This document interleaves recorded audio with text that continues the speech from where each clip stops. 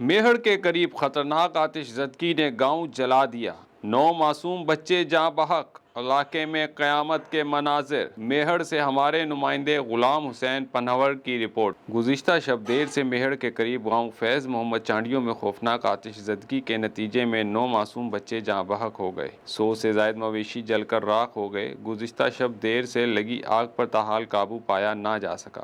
گاؤں مکین کھلے آسمان تلے بیٹھے ہوئے ہیں، فائر بریگیڈ کا عملہ نہ پہنچنے کے برابر اور آگ پر قابو نہ پایا جا سکا۔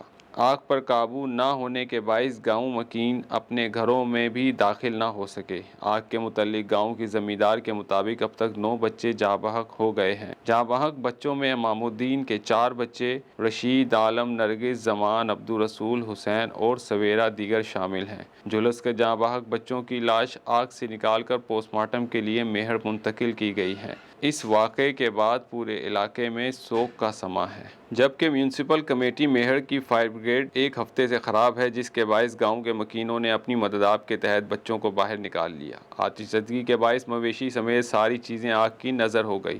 دوسری جانب میہر کے گاؤں شاہ پنجو سلطان کے قریب کچو کے گاؤں صالح ماچھی میں سبحان محمد، غلام علی سولنگی سمیت 25 افراد کے مکانات کو آتش زدگی نے اپنی لپیٹ میں لے لیا۔ خواتین اور بچوں کو باہر نکال لیا گیا۔ آتش زدگی کے نتیجے میں گھروں میں پڑا اناج اور دیگر سامان جل گیا، جبکہ میہر کے گھاڑی روڈ پر مویشی کے ایک باڑے کو بھی آتش زدگی نے لپیٹ لیا۔ گاؤں والوں نے اپنی مدد کے تحت آگ پر قابو پا لیا۔